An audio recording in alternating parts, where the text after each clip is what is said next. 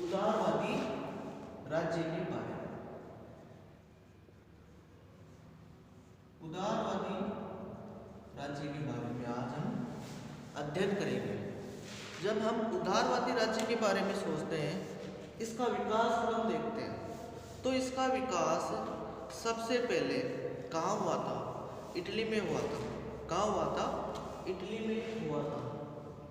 अगर हम उदारवादी राज्य की बात करें तो इसका विकास देखें तो इसका विकास पुनः जागरण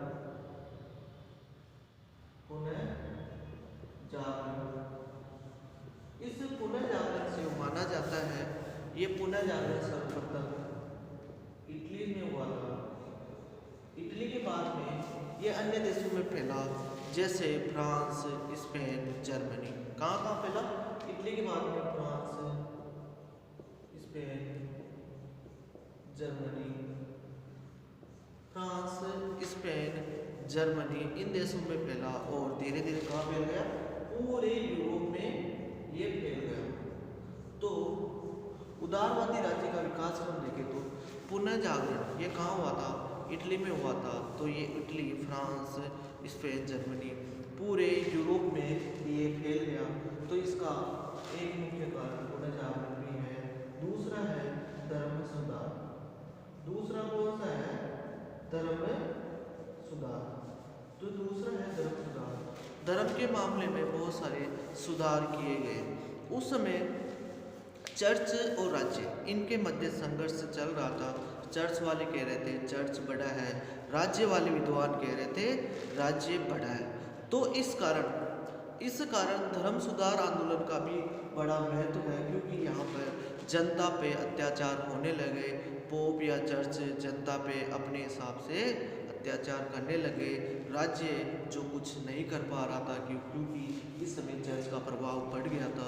तो धर्म आंदोलन भी इसका धर्म सुधार भी इसको बड़ा महत्व देता है विकास करने में, उदारवाद के विकास होने में। उसके बाद में जितने भी निरंकुश शासन है उसका विरोध होने लगा। उनसे जितने भी निरंकुश शासक हैं उनका विरोध होने लगा। जितने भी निरंकुश शासक हैं इनका भी विरोध होने लगा। इसकी वजह से निरंकुश शासक वो है जो सिर्फ प्रजा के बारे में नहीं सोचता है, अपने बारे में सोचता है, उसे निरंकुश शासक कहा जाता है। वह जनता पर अत्याचार करता है, जनता का कल्याण नहीं करता है। फिर इन निरंकुश शासक जितने भी हैं इनका विरोध होने लगा। तो इस विरोध के कारण भी उदारवाद का विकास हुआ। उसके बाद में है जितनी औद्योगिक क्रांति। औद्योगिक क्रांति कौन सी? औद्योगिक क्रांति। जब नई नई टेक्नोलॉजी, नई नई मशीनों का निर्माण हुआ तो इसके कारण भी उदारवाद का विकास में महत्वपूर्ण योगदान है। औद्योगिक क्रांति के कारण, इसके कारण औद्योगिक क्रांति के कारण लोगों को रोजगार मिला, बेरोजगारी दूर हुई। इसी कारण उदारवाद राज्य का विकास भी माना जाता है। तो उदारवाद राज्य के विकास में किन किन का योगदान है? पुनः जागरण का योगदान है, धर्म सुधार है, जितने भी धर्म सुधार आंदोलन हुए इनका योगदान है, और निरंकुश शासक है इनका विरोध होने लग गया, और अंत में औद्योगिक क्रांति। ये तो थे उदारवाद के विकास में योगदान देने वाले। कौन कौन से विकास में ये योगदान दिया? इसके बाद हम पढ़ेंगे जो उदारवादी राज्य है ये किस पे बल देता है।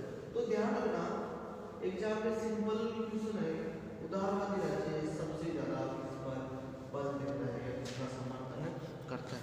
तो उदारवादी सबसे ज्यादा स्वतंत्रता का समर्थन करता है। किसका?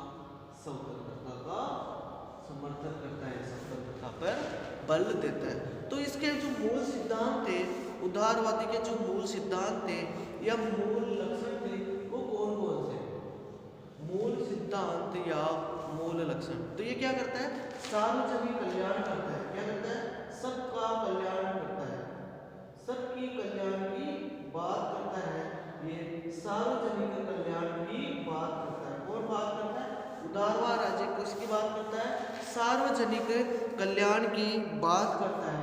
तो सार्वजनिक कल्याण की बात कौन करता है? उदारवाद का सबका कल्याण होना चाहिए, सभी जनता है, जितने भी गरीब है चाहे अमीर है, सभी जनताओं का सार्वजनिक कल्याण होना चाहिए, सबका कल्याण होना चाहिए, न कि किसी एक व्यक्ति का कल्याण होना चाहिए। उसके बाद में है ये जितने भी नागरिक है, नागरिक की स्वतंत्रता चाहता है। यह उदारवाद नागरिक को स्वतंत्रता प्रदान करता है, क्योंकि पहले नागरिक को इतनी स्वतंत्रता नहीं थी, न वोट देने का अधिकार था, न घूमने फिरने का अधिकार था, न रोजगार का अधिकार था। लेकिन उदारवाद से लोगों को काम करने का भी अधिकार मिला और इसी आधार पर इसको नागरिक स्वतंत्रता का भी मूल लक्षण माना जाता है उदारवाद राज्य का। इसके बाद में ये जो मानव है इसके विवेक में विश्वास करने लगा। इसकी वजह से क्या हुआ, जो मानवीय विवेक में विश्वास करने लगा, मानवीय विवेक में विश्वास करने लगा। कौन? इसकी वजह से ये मूल लक्षण मान सकते हो या उदारवाद राज्य के मूल सिद्धांत मान सकते हो। सार्वजनिक कल्याण हो गया, नागरिक स्वतंत्रता हो गई और मानवीय विवेक में विश्वास हो गया। इसके बाद में है जो उदारवाद है, वे व्यक्ति को क्या मानते हैं? साध्य मानते हैं, और राज्य को क्या मानते हैं? साधन मानते हैं। क्या मानते हैं? ये व्यक्ति को क्या मानते हैं? व्यक्ति को साध्य मानते हैं, और राज्य को क्या मानते हैं? राज्य को ये साधन मानते हैं। तो राज्य इतना बड़ा नहीं है जितना बड़ा व्यक्ति है, क्योंकि व्यक्ति से बनके ही राज्य बना है। तो उदारवादी ज्यादा व्यक्ति पर जोर देने लगे, राज्य पर कम जोर देने लगे। इसके बाद में इन्होंने क्या किया, जो राज्य है उसकी सीमित शक्तियां करती। क्या करती? सीमित। पहले एक राज्य के पास, एक शासक के पास बहुत सारी शक्तियां थी, लेकिन जब से उदारवाद आया तो राज्य के पास सीमित शक्तियां कर दी, क्योंकि बहुत सारे लोगों का शासन होने लग गया और जो है विधि या कानून का शासन चलने लगा। सीमित शक्तियां कर दी और कानून का शासन चलने लगा। कानून शासन की स्थापना हुई। किसकी? कानून शासन की स्थापना हुई और सीमित शक्तियों की भी स्थापना हुई। इस उदारवाद की वजह से सीमित व कानून जो भी बने वो स्थापना हुई। पहले कानून का शासन नहीं था, जो राजा करता था वही कानून माना जाता था, लेकिन राजा कभी अपने हित के लिए, अपने भाई भतीजे के लिए, अपने परिवार के लिए ज़्यादा सोचता था, इसीलिए आम जनता पर अत्याचार होते थे।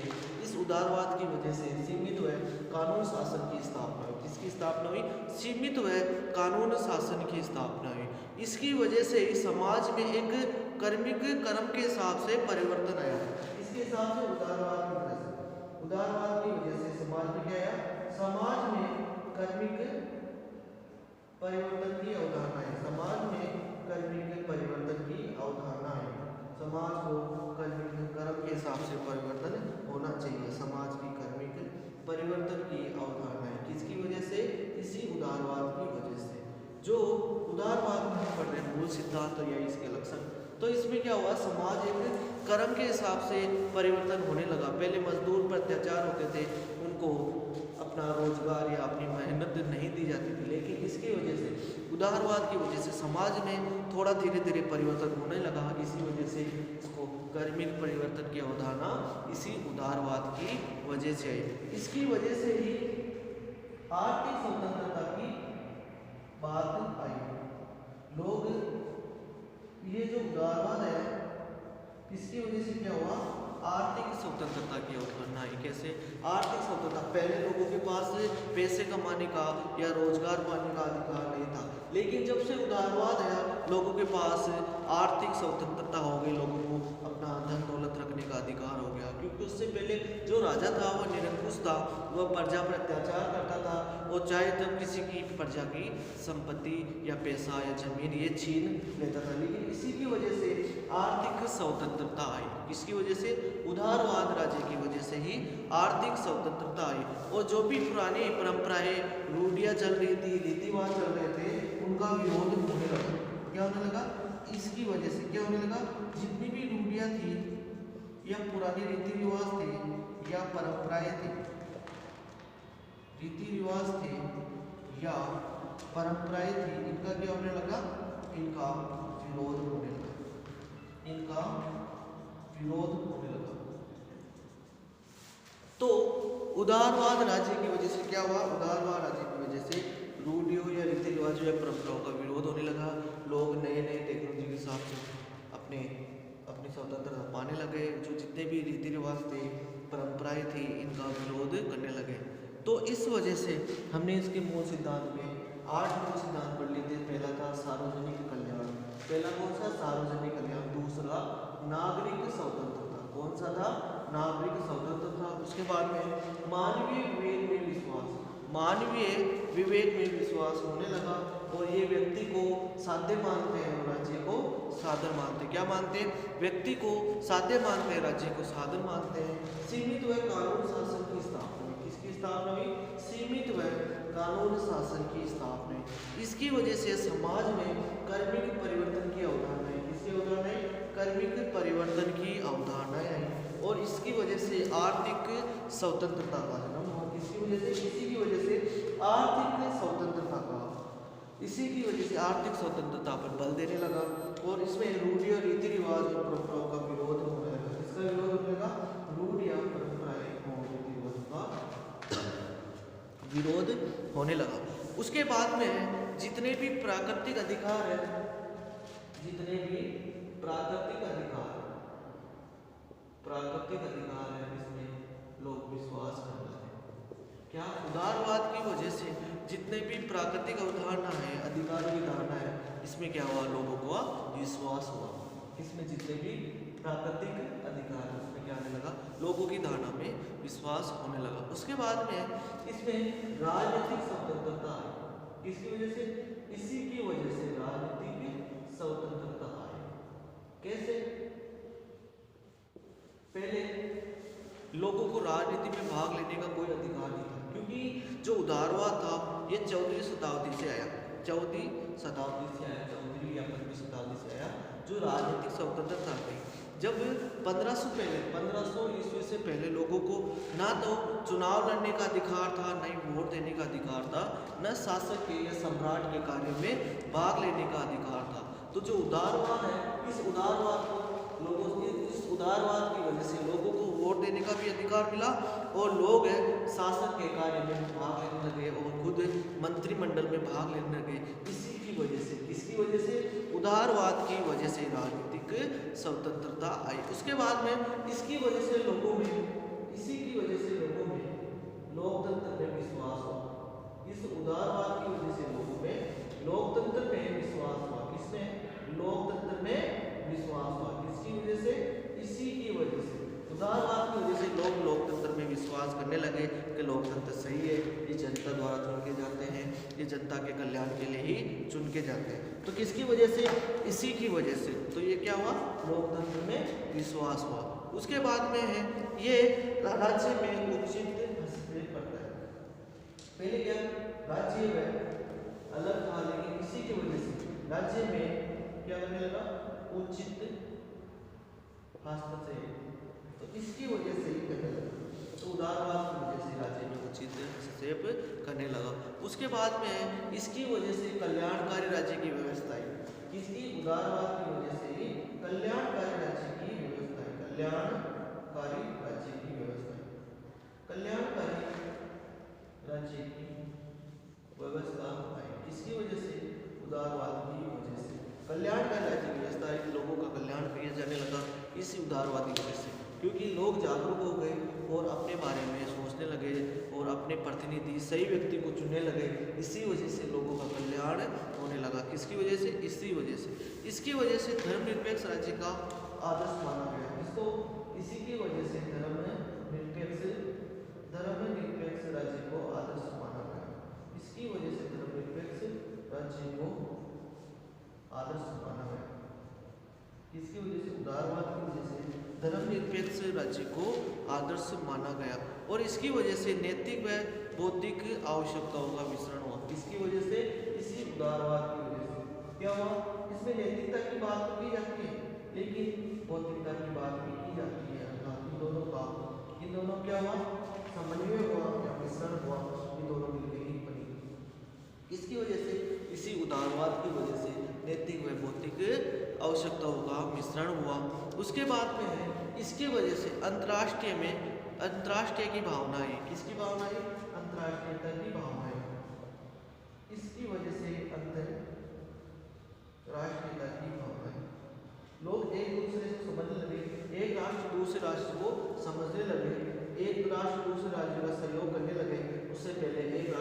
शासक आक्रमण करते थे, लेकिन इसी की वजह से क्या हुआ, अंतर्राष्ट्रीय की भावना आई, एक राष्ट्र दूसरे राज्य में विश्वास करने लगा।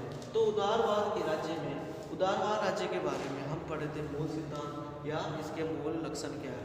तो इसमें ये क्या है, इसकी वजह से प्राकृतिक अधिकार आया, किसकी वजह से, इसी की वजह से, इसकी वजह से लोगों को वोट देने का अधिकार, लोगों को राजनीति में भाग लेने का अधिकार मिला, इसीलिए इसमें राजनीतिक स्वतंत्रता को बढ़ावा मिला, इसकी वजह से लोगों में विश्वास आने लगा, लोकतंत्र में विश्वास आने लगा, राज्य में उचित हस्तक्षेप होने लगा और कल्याणकारी राज्य की व्यवस्था आई, किसकी वजह से, इसी उदारवादी की वजह से कल्याणकारी राज्य की व्यवस्था आई। धर्मनिरपेक्ष राज्य को आदर्श मानने लगा, धर्म और राज्य को अलग अलग कर दिया, इसीलिए धर्मनिरपेक्ष राज्य को इसने आदर्श मानने लग गए और नैतिक और भौतिक चीजों का मिश्रण हुआ, नैतिक और भौतिक आवश्यकताओं का मिश्रण हुआ, इसी की वजह से अंतर्राष्ट्रीयता की भावना का विकास हुआ, किसकी वजह से, इसी उदारवाद की वजह से। तो ये तो थे उदारवाद राज्य के, कौन से, उदारवाद राज्य के प्रमुख मूल लक्षण या मूल सिद्धांत। उसके बाद में उदारवाद राज्य के प्रकार, उदारवाद राज्य के प्रकार, उदारवाद राज्य के और कौन से प्रकार है। तो इसमें दो प्रकार माने जाते हैं उदारवाद राज्य, कौन से, एक तो कहते हैं नकारात्मक और एक कहते हैं सकारात्मक। कितने प्रकार हैं, दो, एक तो नकारात्मक उदारवाद और एक सकारात्मक उदारवाद। नकारात्मक उदारवाद या सकारात्मक उदारवाद। जो नकारात्मक उदारवाद है इसका अन्य नाम भी मिलता है, एग्जाम में पूछ सकते हैं नकारात्मक उदारवाद का अन्य नाम क्या है। तो नकारात्मक उदारवाद का अन्य नाम है परंपरागत उदारवाद। नकारात्मक उदारवाद का अन्य नाम है परंपरागत उदारवाद। और जो सकारात्मक उदारवाद है इसका अन्य नाम है कल्याणकारी राज्य। इसका अन्य नाम क्या है, कल्याणकारी राज्य। इसका अन्य नाम भी मिलता है कल्याणकारी राज्य। जो उदारवाद राज्य, इसके दो प्रकार हैं, एक नकारात्मक उदारवाद और एक सकारात्मक उदारवाद।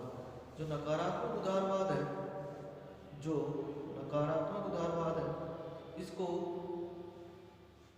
नकारात्मक उदारवाद को परंपरागत उदारवाद भी कहा जाता है और जो सकारात्मक उदारवाद है इसको कल्याणकारी राज्य भी कहा जाता है। तो नकारात्मक उदारवाद इसका कैसे जन्म हुआ, जब जो सामंत थे, जो जमींदार थे, वो क्या थे, वो अपने हिसाब से जनता पर टैक्स लगाते थे, कर लगाते थे।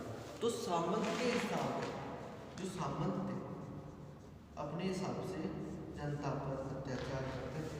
तो इनकी जगह क्या हुआ, इनकी जगह राजनीतिक स्वतंत्रता आई। क्या आई, राजनीतिक स्वतंत्रता आई। किसकी वजह से, इस परंपरागत उदारवाद या नकारात्मक उदारवाद। जो पोप थे, जो चर्च में बैठने वाले पोप थे, इन्होंने भी जनता पे अत्याचार किए। इन्होंने भी क्या किए, जनता पे अत्याचार किए। इसकी वजह से इन्होंने क्या किया, धार्मिक स्वतंत्रता पर बल दिया, धर्म को स्वतंत्रता से अलग रखा। क्योंकि जो पोप थे वो जनता पे बहुत अत्याचार करते थे। लेकिन जो सामंत थे, सामंत ने क्या किया, इन्होंने राजनीतिक स्वतंत्रता पे बल दिया। और जो पोप थे इन्होंने क्या किया, इनकी वजह से धार्मिक स्वतंत्रता आई। इसके बाद में ये जो स्वतंत्रता है इसको क्या मानते हैं, ये मानते हैं बंधनों का अभाव। क्या मानते हैं, तब कोई बंधन नहीं है। जो ये नकारात्मक है, ये स्वतंत्रता को क्या मानते हैं, ये मानते हैं कि कोई बंधन नहीं है, इसमें बंधनों का अभाव है, बंधनों का अभाव है। जो नकारात्मक उदारवाद है ये स्वतंत्रता को क्या मानते हैं, बंधनों का अभाव। लेकिन सबसे पहले कहाँ आए, जो इंग्लैंड में एक क्रांति हुई, इंग्लैंड में 1688 ईस्वी में एक क्रांति हुई। इस क्रांति का नाम है गौरवपूर्ण क्रांति। क्या नाम है? गौरवपूर्ण क्रांति। इंग्लैंड में 1688 ईस्वी में एक क्रांति हुई। इस क्रांति का नाम है गौरवपूर्ण क्रांति। इस क्रांति को पहली उदारवादी क्रांति भी कहा जाता है। इस क्रांति को क्या कहा जाता है? पहली उदारवादी क्रांति भी कहा जाता है। इस क्रांति को पहली उदारवादी क्रांति भी कहा जाता है। या इसे क्वेश्चन बन सकता है कि पहली उदारवादी क्रांति कब हुई? तो 1688 में हुई थी। कहाँ हुई? इंग्लैंड में हुई थी। इसको अन्य क्या नाम है? तो इसका अन्य नाम है गौरवपूर्ण क्रांति। तो याद रखना, इंग्लैंड में 1688 ईस्वी में एक क्रांति हुई, गौरवपूर्ण क्रांति को। इसको क्या कहा गया? इसको पहली उदारवादी क्रांति कहा गया। क्या कहा गया? पहली उदारवादी क्रांति। तो इसमें क्या मिला? लोगों को विरोध करने का अधिकार मिला। इसकी वजह से क्या मिला? लोगों को विरोध करने का अधिकार मिला। इससे पहले लोग शासक या राजा का विरोध नहीं कर सकते थे, लेकिन इसी क्रांति की वजह से लोगों को विरोध करने का अधिकार मिला और कानून का शासन हुआ। विधि का शासन हुआ या कानून का शासन हुआ। इसी क्रांति के बाद लोगों को विरोध करने का अधिकार मिला और विधि का शासन मिला। विधि के शासन का अधिकार मिला और इसी की वजह से शक्ति पृथक्करण का सिद्धांत हुआ। क्या हुआ? शक्तियों का पृथक्करण हुआ। किसकी वजह से? इसी की वजह से शक्तियों का पृथक्करण हुआ। जो इंग्लैंड में 1688 ईस्वी में जो गौरवपूर्ण क्रांति हुई, इसको कहा गया पहली उदारवादी क्रांति। इसकी वजह से लोगों को विरोध करने का अधिकार मिला। लोग शासक का विरोध करने लगे, उनको पद से हटा देते थे। तो इसके बाद में यहाँ पे कानून का शासक बना। इसी वजह से उदारवादी की वजह से कानून का शासन बना। और जो कार्यपालिका है, विधायिका है, न्यायपालिका है, इनकी शक्तियों का बंटवारा हुआ या पृथक्करण हुआ। किसकी वजह से? इन्हीं के बाद जो गौरवपूर्ण क्रांति है, गौरवपूर्ण क्रांति, इसके बाद में लोगों क्या हुआ? इनमें कार्यपालिका, विधायिका और न्यायपालिका, इसमें क्या हुआ? शक्तियों का विभाजन हुआ, शक्तियां बढ़ गई। उससे पहले एक हाथ मतलब एक राजा के हाथ में सारी शक्तियां थी। एक राजा के हाथ में सारी शक्तियां थी। वही कार्यपालिका चलाता था, वही विधायिका चलाता था, वही न्यायपालिका चलाता था। अर्थात जो भी कानून बनते थे उसके द्वारा ही बनते थे, उसके द्वारा ही घटते थे, उसके द्वारा ही हटाए जाते थे। और जो भी जनता पे न्याय दिया जाता था उसके द्वारा ही जनता को न्याय मिलता था। किसके द्वारा? उस शासक से। लेकिन उसके बाद में क्या हुआ? जनता को विरोध करने का अधिकार मिला, विधि का शासन हुआ, कानून का शासन हुआ और इसी की वजह से शक्तियों का क्या हुआ? पृथक्करण हुआ। क्या हुआ? शक्तियों का पृथक्करण हुआ। उसके बाद में जो उदारवाद हुआ, इसमें एक व्यक्ति जिन्होंने उदारवाद को इतना फेमस कर दिया। क्या कर दिया? इतना फेमस कर दिया, जिसका नाम है जॉन लॉक।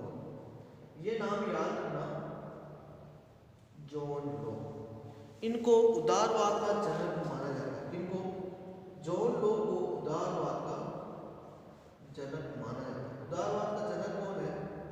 John Locke.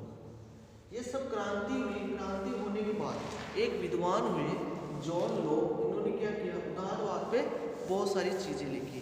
तो उन्होंने व्यक्ति को अधिकार दिए। क्या दिए? व्यक्ति को अधिकार दिए। जॉन लॉक ने व्यक्ति को अधिकार दिए। कौन कौन से? 3 अधिकार दिए। जॉन लॉक ने कहता है व्यक्ति को 3 अधिकार मिलने चाहिए। कौन कौन से? LLP। याद करने का तरीका है LLP। जॉन लॉक ने व्यक्ति को 3 अधिकार दिए। तो कौन कौन से? LLP। एक L का मतलब होता है लाइफ, अर्थात जीवन का अधिकार। कौन सा? जीवन का अधिकार। जॉन लॉक ने जो व्यक्ति को 3 अधिकार दिए, जीवन का अधिकार एक होता है लिबर्टी,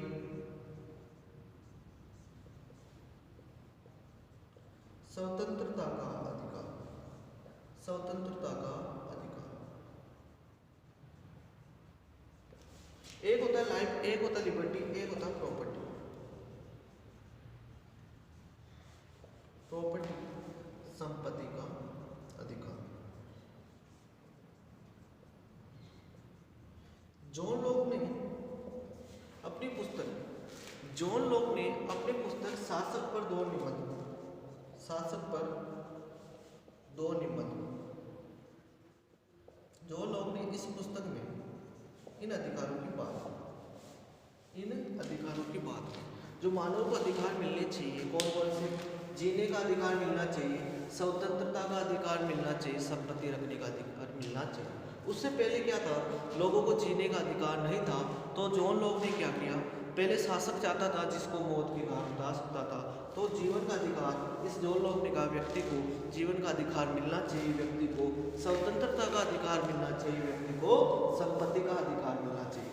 तो जॉन लॉक को उदारवाद का जनक माना जाता है।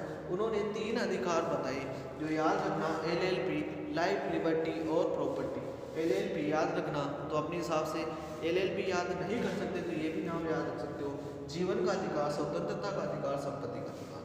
तो इन्होंने अपनी फेमस पुस्तक शासक पर दो निबंध, इस पुस्तक में उससे शासक की बड़ी आलोचना की, गंभीर आलोचना की। इसकी वजह से जॉन लॉक फेमस हुआ और उसको जॉन लॉक को उदारवाद का जनक माना लगा, उदारवाद का जनक माने जाने लगा। उसके बाद में जॉन लॉक के बाद में एक आया उपयोगितावाद का सिद्धांत। ये उपयोगितावाद का सिद्धांत, इस उपयोगितावाद के जनक माने जाते हैं बेंथम को। किसको? बेंथम को। इस बेंथम व्यक्ति ने, इस बेंथम विद्वान ने भी उदारवाद के बारे में बहुत लिखा।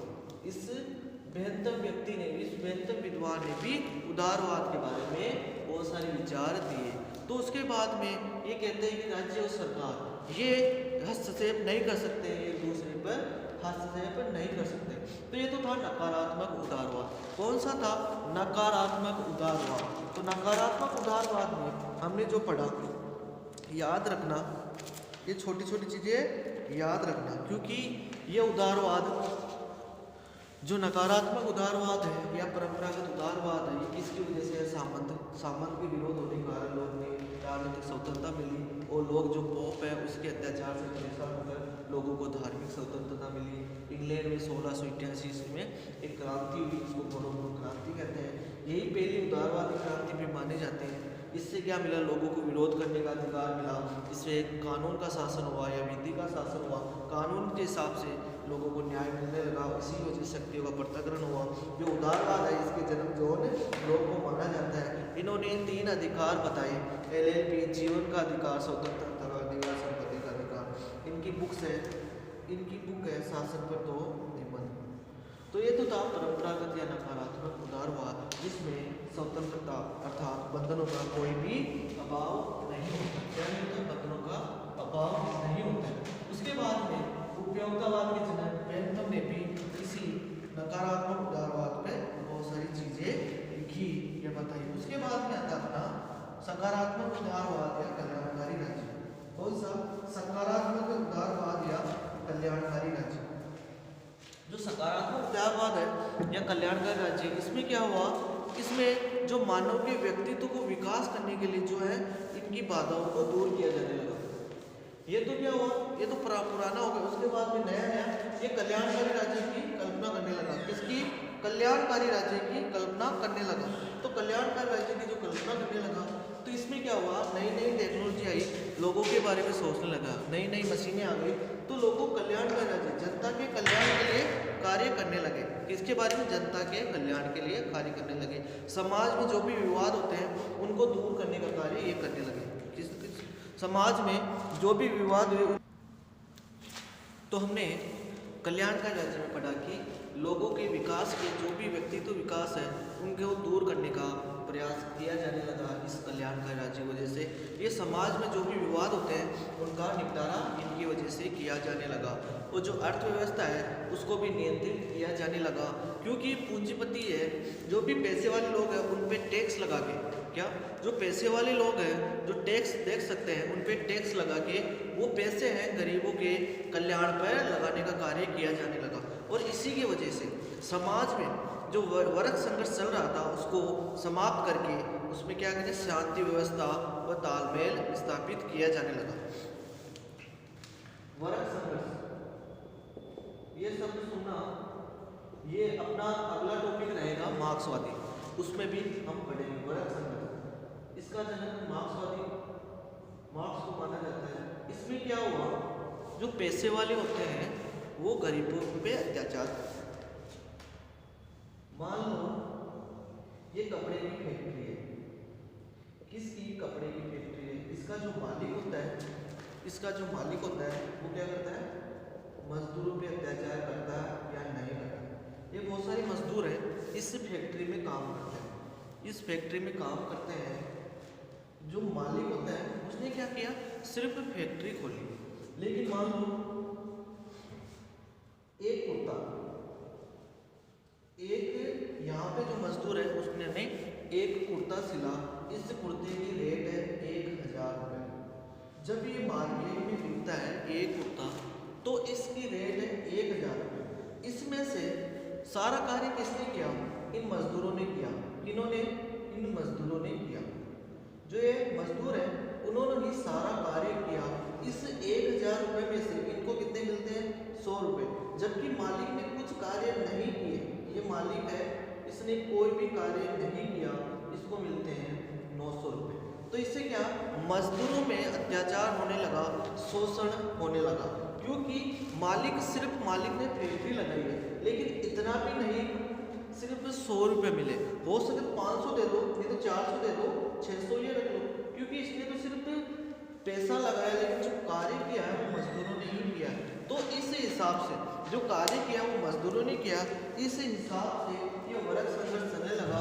इसी वर्ग संघर्ष की वजह से, किसकी? इस वर्ग संघर्ष की वजह से, इस वर्ग संघर्ष की वजह से क्या हुआ?